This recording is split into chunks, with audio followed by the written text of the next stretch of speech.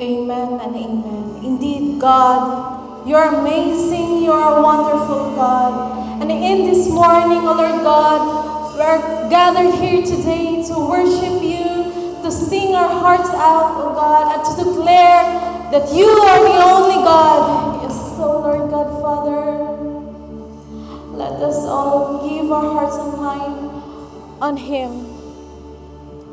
Yes, so Yes, oh God. We glorify, we'll sing this day, oh God. Let us all sing. God, we will sing, oh God. We will sing, sing, sing, and make music in the heavens. We will sing, sing, sing. Grateful that you hear us when we shout your praise. Lift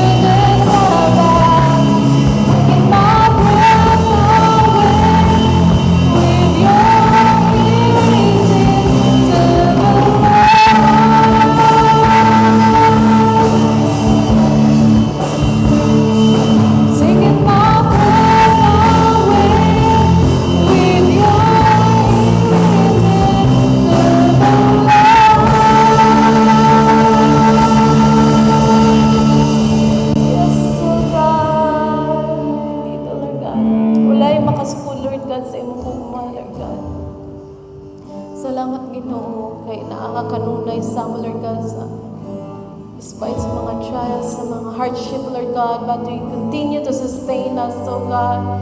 Continue your love, Lord, strengthens us, oh God, sustains us, Lord God, na ma-overcome na mo ang musay seems impossible, but through you, Lord God, all things are possible, Lord God. Yes, so Lord God, and as we continue to worship you, Lord God, that Holy Spirit cover us, Lord God, this morning and throughout, Lord God, the day, Lord God. Salamat o Ginoo, Lord God. Yes, so God, your love is irresistible. Your love is amazing. Your love is unconditional, Lord God. All things, oh Lord God, all the works that we do, all the things that we say, Lord God, is to be pleasing to your eyes, oh Lord God. So God, all things in glory, Lord God, in the mighty name of Jesus. Amen and amen. Let's give a clap offering to our living God.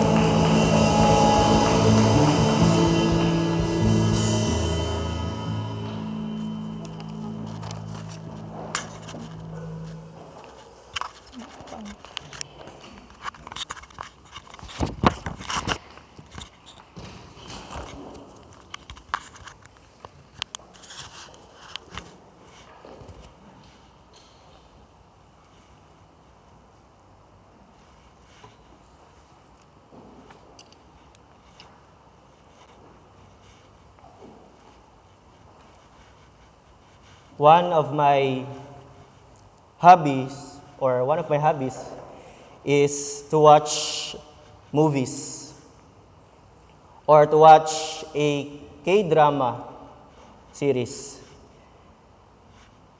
And I believe that when we have seen these movies or any telenovelas, naagyoy ka ng kontrabida o kanang bida, di ba?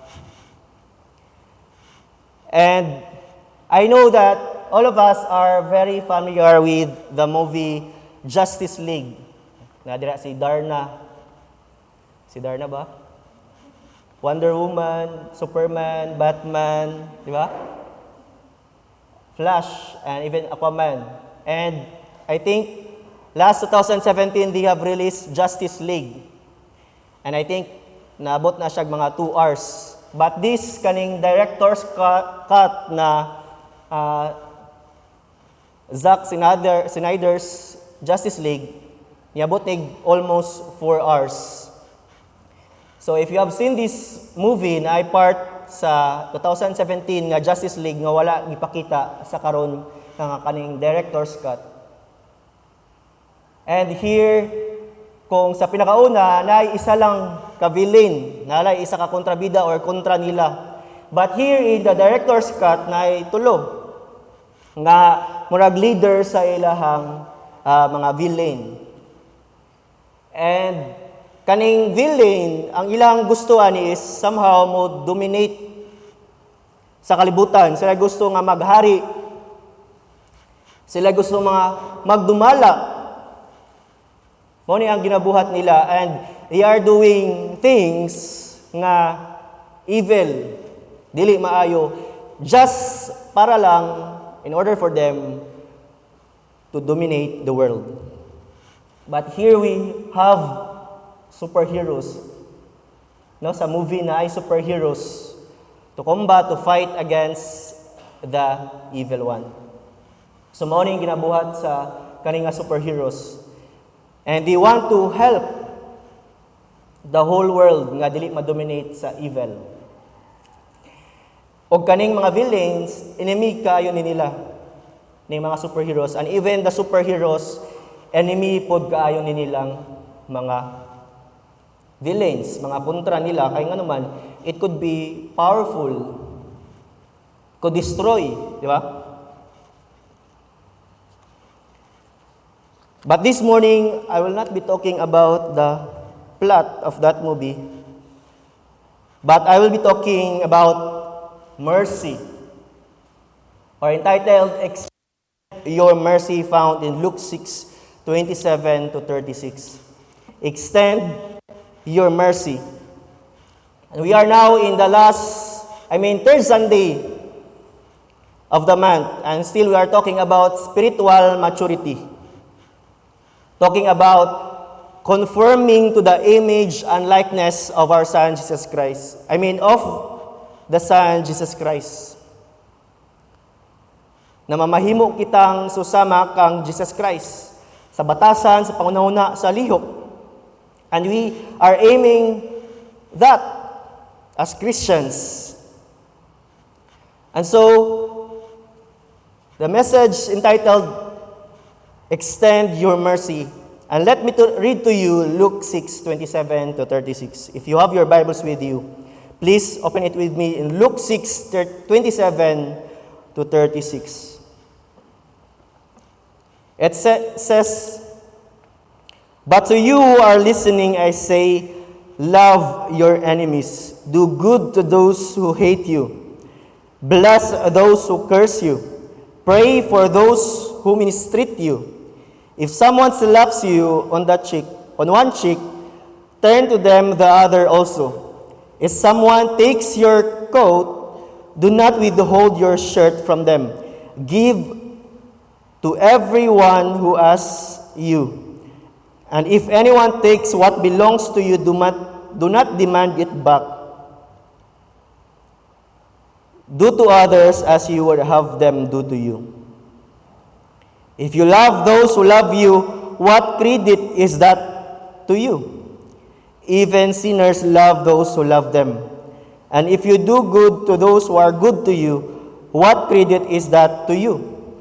Even sinners do that. And if you lend to those from whom you expect repayment, what credit is that to you? Even sinners lend to sinners, expecting to be repaid in full. But love your enemies, do good to them, and lend to them without expecting to get anything back. Then your reward will be great, and you will be children of the Most High, because He is kind to the ungrateful and wicked." And verse 36 says, "Be merciful just as your Father is merciful." Be merciful just as your Father is merciful. And if you are going to look at the passage, my brethren in the Lord, there a subtitle or a title above it nga gi-title dira, Love for Enemies. And we have seen that love your enemies has been emphasized in this passage. But the end of the passage, Jesus said, "Be merciful as your Father is merciful." Nga naman, because we are talking here about our enemies. We are talking here about enemies. And ang question, ang pangutana sa ato, my brethren in the Lord, how can every Christian live a life of merciful to others? Again, paano ta nga magkinabuhi nga naay kaluoy sa uban? And when I talk about or say about others, is that not only mean ato ang brothers and sisters or ang ato ang friend, but it could also mean including our enemies. Again, ang pangutana, paano ba kita nga magkinabuhi nga naay kaluoy or mercy sa uban? First, makita nato dira, by extending love to others. By extending love to others. Kung mingon ka ritag mercy, my brethren in the Lord, it is something that you deserve, pero giwithhold. Wala gihatag, wala gidayon. Mercy is something that you deserve. For example, we deserve punishment, di ba? Because we have sinned against the Lord. We deserve that. But the Lord withhold punishment, and that is mercy. On the other hand, ang grace, unsa man ang grace? You don't deserve it, but God gave it. Again, ang mercy, you deserve, but the Lord withhold punishment. We deserve punishment. Pero wala na gihatag, wala na gi-allow sa Ginoo nga mapunish kita because He has this mercy. Na ay kaluoy ang Ginoo. And when we talk about mercy, my brethren, it's about extending love to others. Siguro no, balik-balik naman yung pastor ang imong mensahe. The month of February, we talk about love, and here we are talking about love. But it says here in verse 27, "But to you who are listening, I say, love your enemies." And even in verse 35, love your enemies.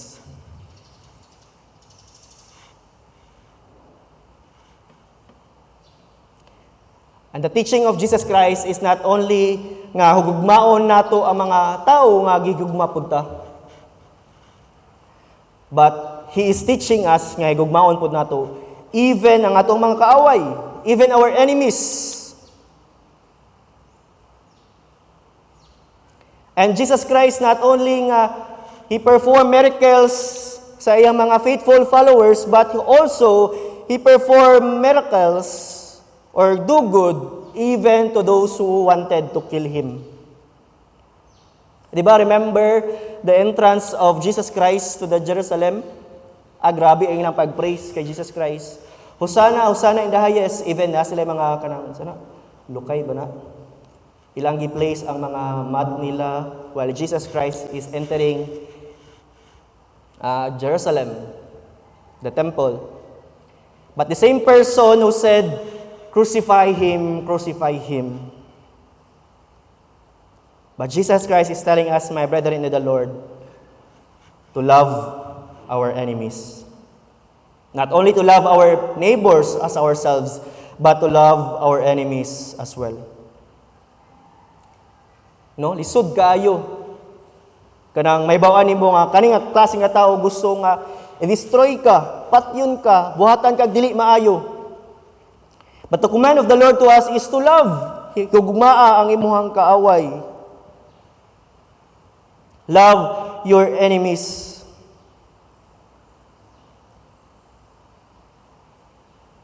Kaya nga naman, loving your enemy is a powerful testimony. I mean, to love those who love us, katong mga tao nga gigugma ta, nga maunang rason nga gigugma pud nato sila, common naman na. And that is not something, a powerful message nga ito makita. But to love our enemies is a powerful thing that we could do. And mercy, my brethren in the Lord, is extending love that has not been earned or deserved. I mean, ang kaluwasan na gihatag sa ato ni Jesus Christ, deserve ba nato na? Ang punishment na wala gihatag sa ato ni Jesus Christ, di ba, deserve man ta na? But mercy is extending love that has not been earned or deserved. And makita nato, my brethren in the Lord, here in Luke, that Jesus Christ is setting an ideals that is impossible to do. Di ba, lisod man kayo na buhaton, Lord, to love our enemies. How can we love someone who hated us? However, Jesus Himself lived up to them and taught unequivocally that we must keep our hearts from resentment, no matter how we may be mistreated. Again, Jesus Himself lived up to them and taught unequivocally that we must keep our hearts from resentment, no matter how we may be mistreated. You would ask, possible ba na? I mean, Jesus Christ is human. He is 100% human.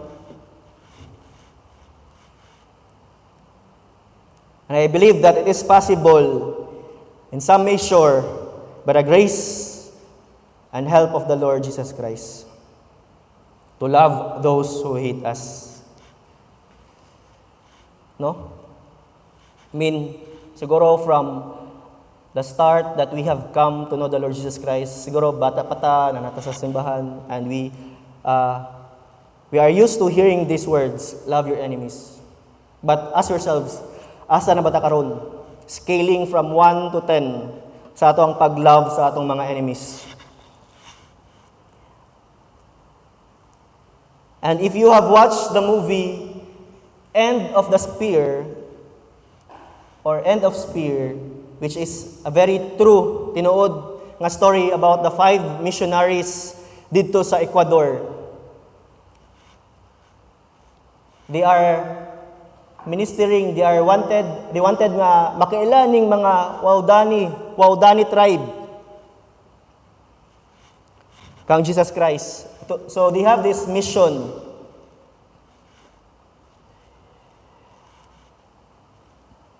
And what happened to these 5 missionaries, kaning 5 men nga who just wanted nga kani sila maluwas, makaila kay Jesus Christ. What happened is this tribe, Waodani tribe, killed these 5 missionaries.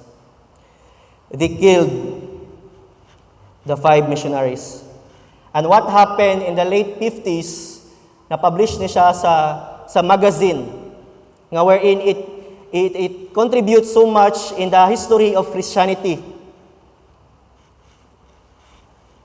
And here we can see nadira si Nate, kanang lalaki diri sa left. That is Nate. And if you watch the movie, ang narrator ana is ang iyang anak nga si Steve Saint. Si Steve Saint. When these 5 missionaries was killed, what happened is nag-report sa ilaha dito sa ilang mga wives that your husbands were killed. Tanan jud sila hurot. And if you watch the movie, ma-move ka ba? Because they cried. Maniman kag 5 gyud sila namatay. Ilang husband. But what happened is the aunt of Steve Saint, she believed nga she should take up the cause. Nga kay tungod wala naman ning 5 missionaries, dapat siya na pud. Dapat dili lang ni dapat dili taman nga namatay sila. Dapat there's something great nga mahitabo. And what happened is these women believe that they could change the lives of these people. Because of their passion, their heart. No? Ang pangutana sa ato is, how can you love your husband's murderer? Gipatay mong husband.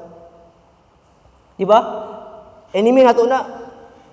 But, siguro sa itong una-una, unsa itong buhaton is, we want that justice will be served. Gusto na ito na nga, prisuhon po na sila, patyon po na sila para equal, even.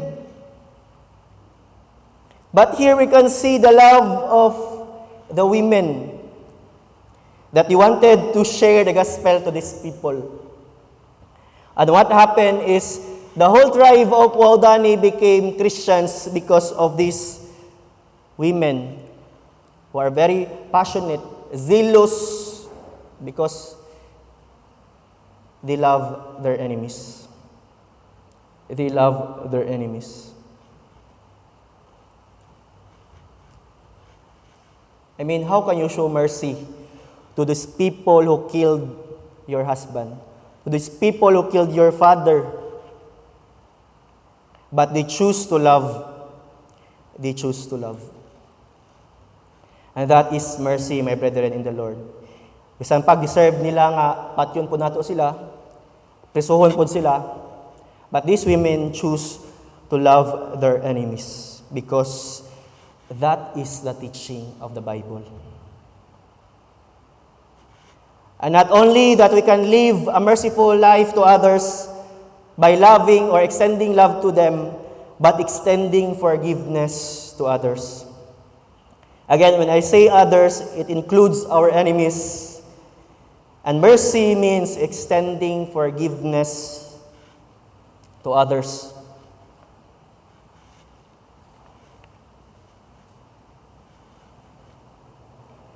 And we know nga ang sala, my brethren in the Lord, kaning sala is an offense to God, di ba? It is an offense nga against Ginoo. But what Jesus did to us, my brethren, is that He freely forgive us. He forgive us to those who repented and accepted Him through faith. Jesus Christ had mercy on them.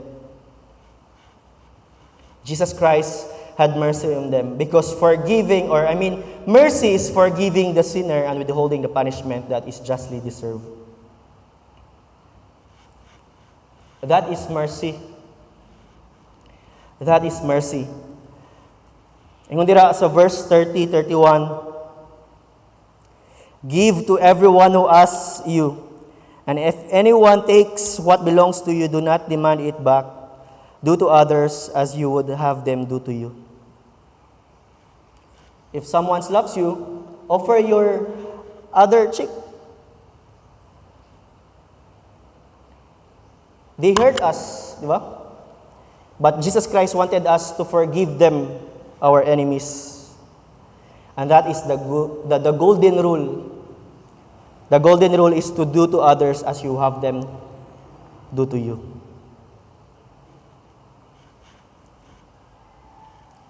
If you have watched the testimony of Joy Tanchi Mendoza, the daughter of Peter Tanchi, the founder of CCF, Christ Commission Fellowship.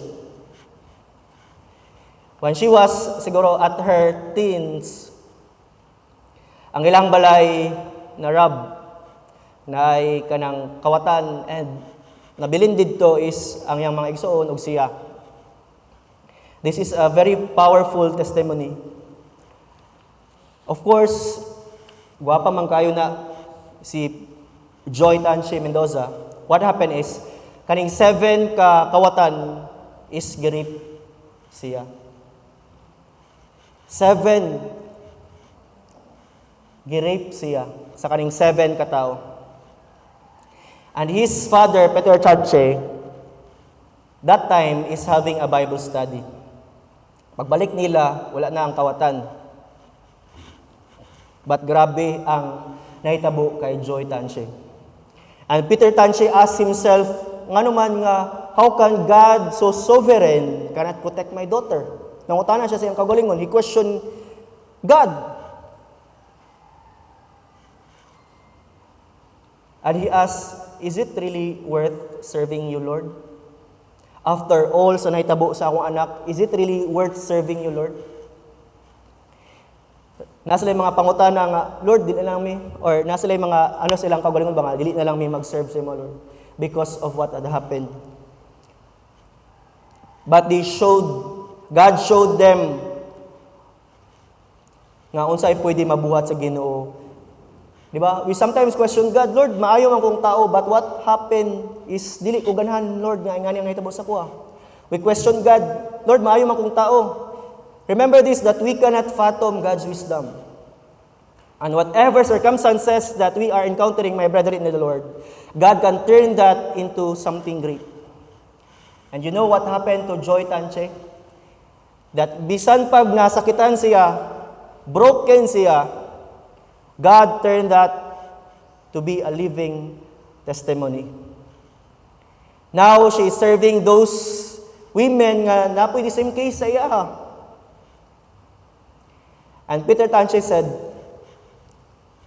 nga I am a pastor and I am constantly saying my congregation, my members to love, to forgive.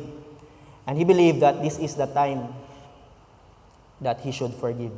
This is the time nga ipakita niya what forgiveness is. And that's what he did. Instead nga pangitaon to mga rapers, kanang mga nag-rape sa anak ni Joy, ni Peter Tanchi, what the family did is wala na lang nila gikasuhan.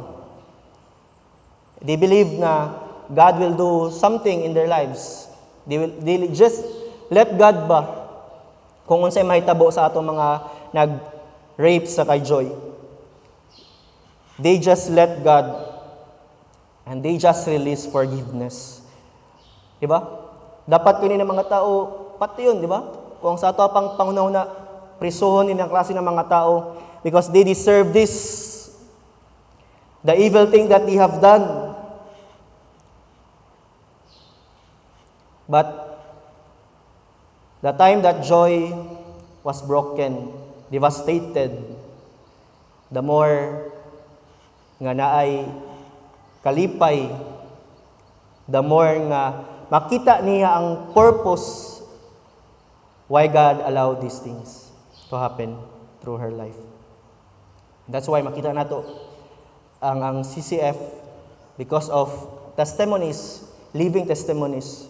They are not just talking about theory nga forgive, but they match it with reality, that they can also forgive just as Christ has forgiven them.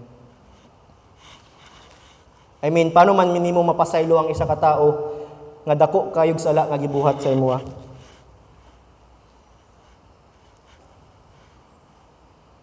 How can you forgive someone? I mean, reasonable man ang ato ang pag-question sa Ginoo. Mangutan na nga, anong i-forgive man ako siya, Lord? Well, that is reasonable. Masabtan, ta sa Ginoo niya na. But think of Christ when you cannot forgive your enemy. He has forgiven you his once enemy. Again, think of Christ when you cannot forgive your enemy. He has forgiven you once his enemy. Siguro if we are standing before Christ and nadira ang tao nga nakasala sa atua, tanawon ta ni Christ, ni Jesus Christ, and Jesus Christ would ask us, will you forgive that person? What will you say? I mean, this is a very hard teaching of the Lord Jesus Christ to forgive our enemies. It's easy to hate, no? Magunahuna og dili maayo sa isa ka tawo. But to forgive someone is not so man human ability that you can do, but the ability to yield in the power of the Holy Spirit. Again, to forgive someone is not some human ability that you can do, but the ability to yield in the power of the Holy Spirit. I mean, Jesus Christ has done this, and we have the Holy Spirit living in us, and I believe that this is possible. And one of the great testimony nga nadungog na ko sa CCF, there's this one man nga nagtestimony siya about sharing the gospel to a man, a criminal, dito siya sa prisuhan. Og ang iya pag yung Bible studyhan, ginasyaran sa gospel is ang nagpatay sa iyang igsoon. I mean, how can you do that? And I believe that it is only by the power of the Holy Spirit, my brethren in the Lord. That's why yield in the power of the Holy Spirit. Yield in the power of the Holy Spirit. And not only that we can extend our love and forgiveness to others, but by extending compassion to others. Extending compassion to others. Kaluoy, ka? Na-move ka tungod sa nahitabo. Naghilak ka kay tungod sa nahitabo. But ang compassion, my brethren in the Lord, is not kanang naluoy lang ka, but it is an action. When we say compassion, it is accompanied by an action.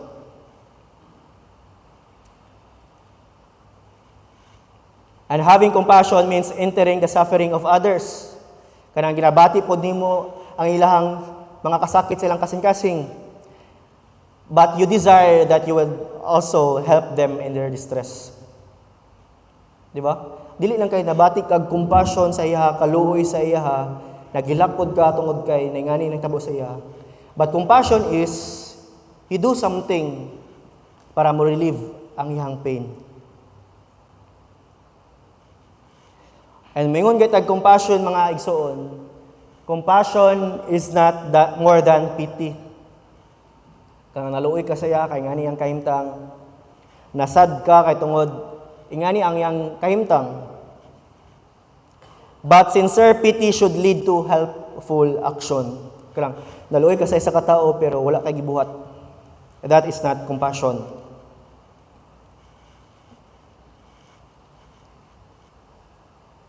Usahay ang pity kaning kaluoy mga igsoon is not sincere but only a fleeting thought.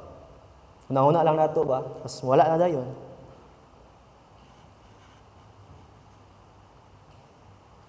And that kind of pity is self-focused. And we want nga kumihimon day tag compassion, my brethren in the Lord, we want others to be relieved of their suffering because kung ato tanawon sila, dili nato gusto nga uncomfortable sila. Dili nato gusto that they are suffering. That's why we do something in their situation, and that is compassion. That is mercy. And to do compassion sa imong kaaway, enemies, is the hard thing to do. Diba? Easy raman kay nga mutabang, maluoy ka, mutabang sa katao, nga stranger, nakita nimo sa gawas. But to help your enemy, it's hard to do. Nga kana imong gikasuklaman na tao, nya tabangan nimo. Di ba lisod?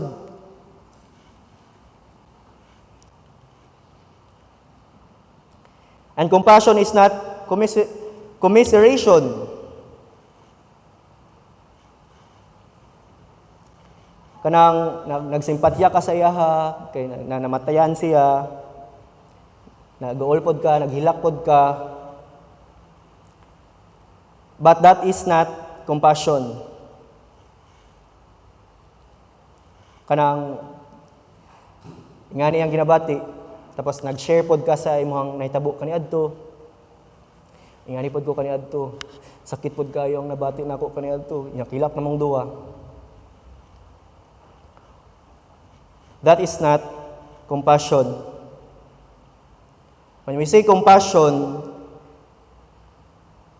yes, you share the burden. But dapat, your aim is to relieve. Dapat, mahuwasan siya ba? Dapat nga, dili lang kay nga padayon siya sa paghilak, niya ikaw naghilak pod, kay tungod na luoy ka siya. That is not compassion. But compassion is, you do something in her situation.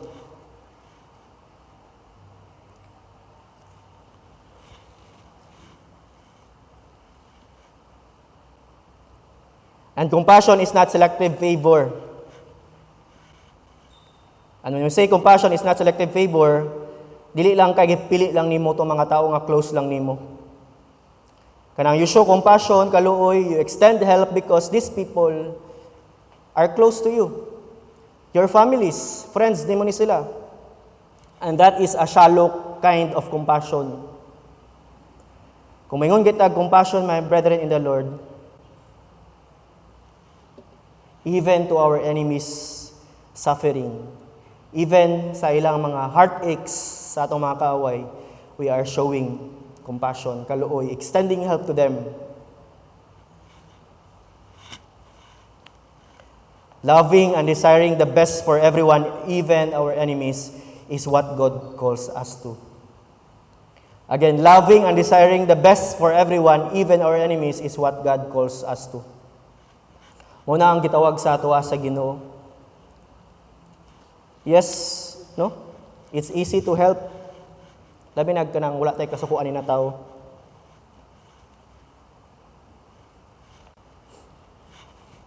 But the Bible is clear nga ang compassion, ang kaning compassion is the attribute of God. And dapat pod ang mga anak niya, the children of God, should have this kind of kanang attribute, compassion, mercy, even to our enemies.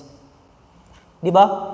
Kanang anak o ang inahan, bisan pag kanang grabe ka, kanang dautan sa imong anak, siguro dishonor ka, disrespect ka sa imong anak. Di ba? Unsa may buhaton sa inahan gyapon? Magpakita gyapon compassion, kaluoy, tabangan gyapon ang iyang anak.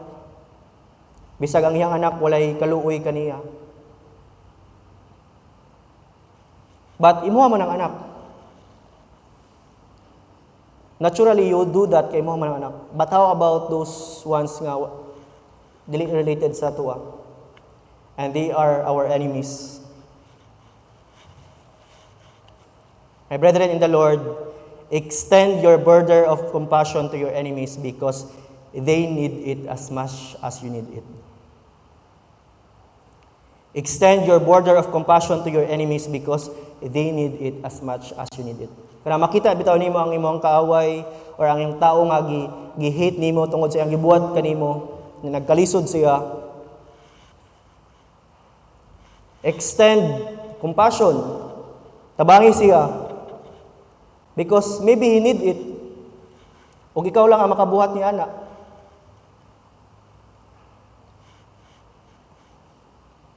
And that's what God wants us to do. To extend our compassion even to our enemies.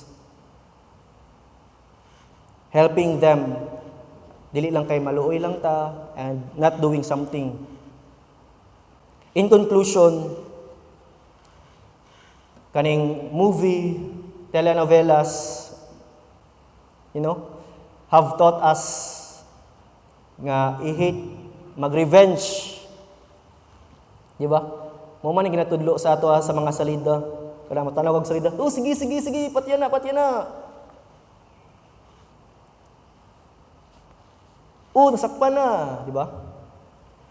Usahay mabutang pud nato atong emotion ba sa movies.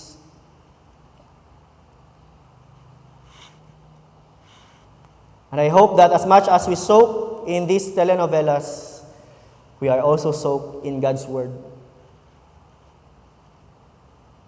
God wants us to be merciful, my brethren in the Lord, as He is merciful. And that's why muna ang kingdom sa Ginoo, that is the kingdom of God. And that is far different from how we live here on earth. Kaya ang kalibutan, tudloan lang ta nga, higugmaon lang to nato, magpakita lang tagkaluoy sa atong mga tao nga close sa atong heart or sa mga tao pod nga nagpakita sa ato gugugma. But the kingdom of God is not that. The Lord is telling us to be merciful even to our enemies. And God wants us that we Christians should live a life of merciful. I mean, kani ato mga kaaway, my brethren in the Lord, siguro some of them doesn't know God. The reason that they are acting evil. Muna ang lang gibuhat sa mga katungod, they doesn't even know God. Di ba remember what the Lord Jesus Christ said? Father, forgive them for they do not know what they are doing. While Jesus Christ was hung on the cross, Father, forgive them for they do not know what they are doing. I mean, we Christians are saved. Luwas kita. Even if our enemies would take our own life, we are rest assured of our salvation. But how about these people who have done evil? Mamatay sila nga wala kaila kang Jesus Christ. Remember what the missionary Nate Saint katong ganina sa end of the spear. Ingon si Nate Saint sa iyang anak, "Son, we cannot shoot the Waldani." Kaya nga naman, ang iyang son nangutana, "What if they would kill us? Imo ba silang pusilon?" And this is the answer of Nate Saint. "Son, we cannot shoot the Waldani. They were not ready for heaven. We are. We are ready for heaven. But these people are not ready for heaven." And if we are going to show mercy, kaluoy sa ato ang enemies, I believe nga they would question themselves ba nga, how can someone show mercy, love, forgiveness, and compassion to someone like me na kasala sa ilaha? It's impossible. Siguro maka-question sila, ana. They will begin to wonder and eventually will know and believe in Christ who has changed us. Because of the things nga itong gibuhat sa ilaha, nahimo kitang maluluyon, merciful sa ilaha. And that's the time they would believe that Jesus Christ is true. My brethren in the Lord, extend mercy not because you want to tolerate the sin that person is doing. You are showing mercy because you want them to live a life in Christ of holiness and righteousness. Again, extend mercy not because you want to tolerate the sin that person is doing. You are showing mercy because you want them to live a life in Christ of holiness and righteousness. And that God calls us to live a merciful life, to extend our love, forgiveness, and compassion to others.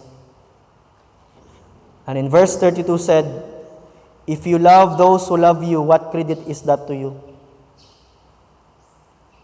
Unsa may credit sa imong ana?